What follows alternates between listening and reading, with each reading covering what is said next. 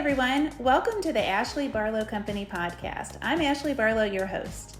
If you are a parent, a teacher, or someone who works at a school, or you're a community member, a volunteer, or a staff member at an organization that supports people with special education plans, a coach, a tutor, or even a grandparent, you're in the right place. Sit back with an ice cold glass of lemonade, put on your walking shoes and grab some headphones, roll down the windows and cruise.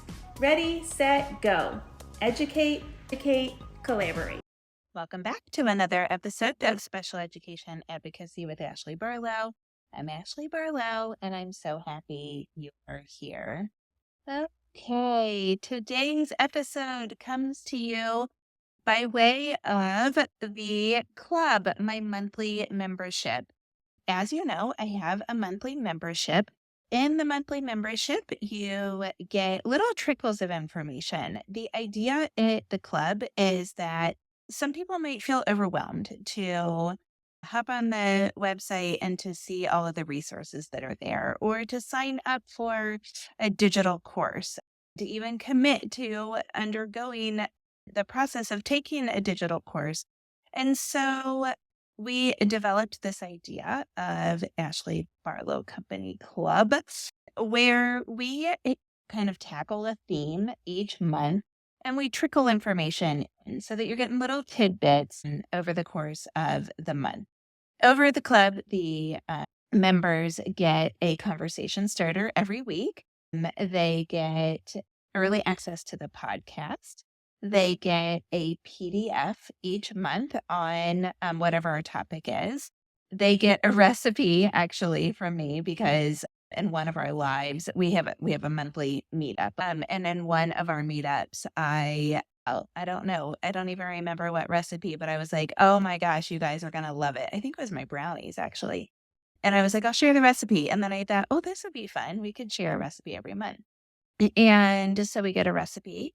And then actually this year in 2023, I trickled in the lab, my digital course, mainly for parents, kind of IEPs 101 digital course, because this was the first year of the club. So it is to be determined as to whether or not we do that in the future, but that is what club members get. And so in one of the months in the fourth quarter of 2023, we are talking about evaluations and eligibility. And I realized that I don't think that we have ever talked about the bell curve really specifically. I know that we have had two of my most favorite ed psychs on the podcast. We have had Erin Mahaffey and we have had April Rarick. Both of their episodes still do incredibly well. They are still two of my favorite guests because I just think those two women are both really, really smart and explain things really, really well.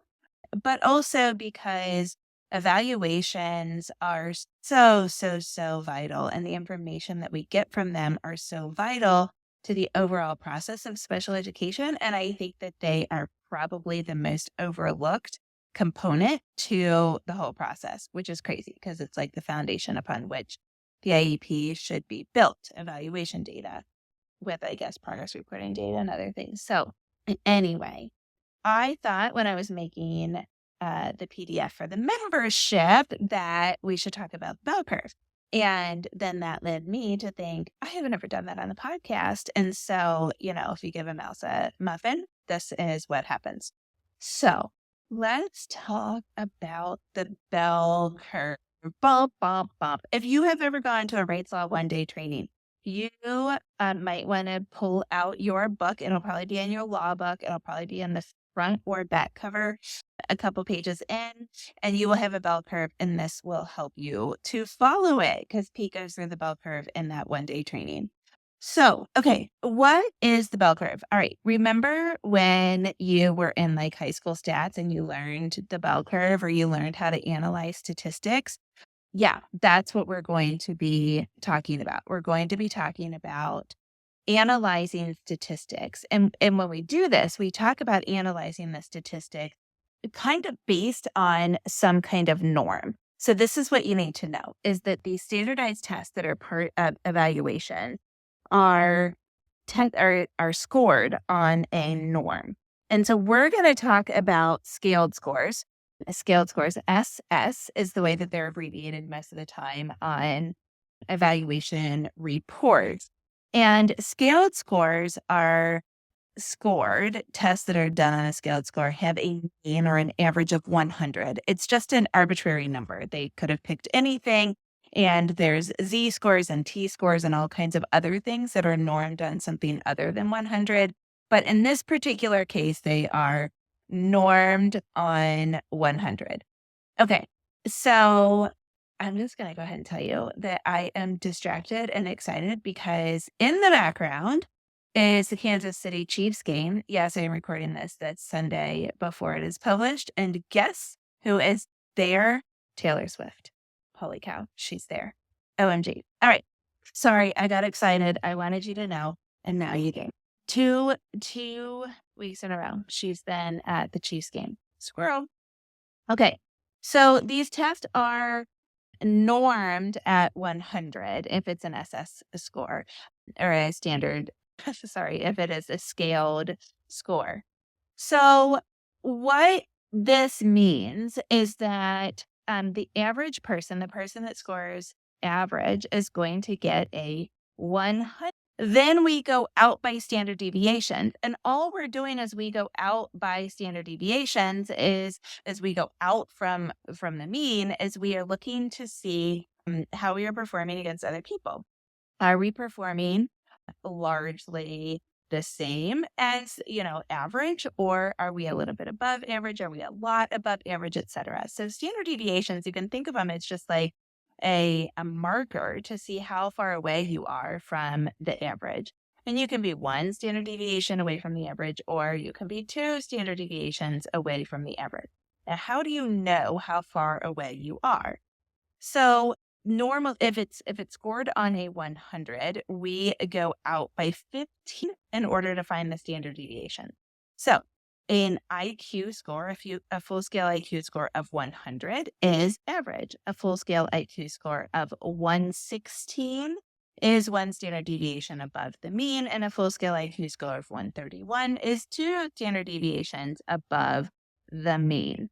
And then if we go backwards, and we look at one standard deviation below the mean, we're looking at 85. And if we go two standard deviations below the mean, we are looking 70. So we are going up and down from 55 to 70 to 85. Did I say that incorrectly? I'm sorry.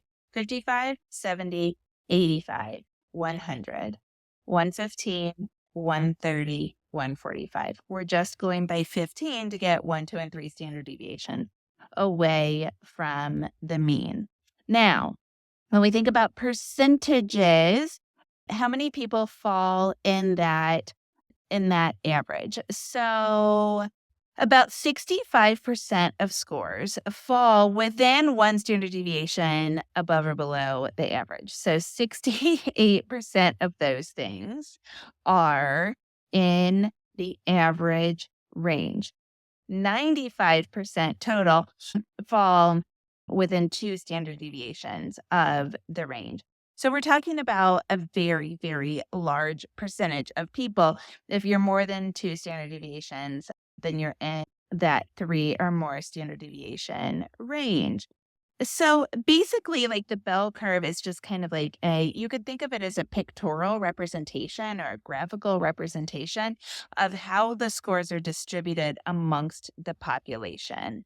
Now, this kind of helps you to understand why eligibility is oftentimes based on these test scores, because, we have to have some way in order to categorize people. And remember, eligibility is just your pathway to special education. Eligibility does not drive services, and it does not drive placement. Let me say it again. Eligibility category, eligibility period, does not drive placement, and it does not drive services. Okay? So eligibility just means, yes, check, you get special education. So, when we think about least restrictive environment, it's super important. And I've got that all super detailed in the inclusion workshop, if that's like a huh? What did you just say? Kind of moment for you. So when we think about this, all we have to do is we have to qualify as having a cognitive impairment or as having a, speech impairment or orthopedic impairment or whatever the case may be. So we're looking to see how that impairment, how that diagnosis or that condition impacts our performance. Okay. So that's how things are distributed across the bell curve. Now, bell curve also gives you percentile ranks.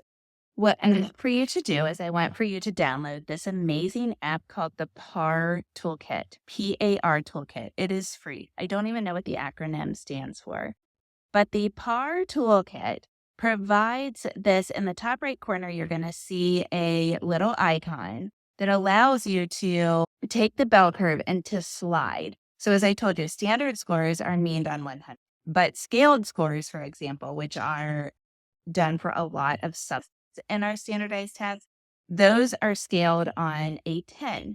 And Z scores, I think, are on a 0, and T scores are on a 50. So for scaled scores, for example, which are normed on a 10, they go up and down by standard deviation by 3. And T scores are scaled on a 50, and they go up and down by standard deviation for a 10. Those are, I think, the brief, for example, which is an executive functioning rating scale, is normed on a Z score, which has a norm of 50. So what's all that mean? Holy cow. I mean, it is just much. It is so much to keep in your head. And what you can do if you have this PAR toolkit is you can quickly access your child's scores and see where they are in relation to everything else. And it also helps you see that percentile rank.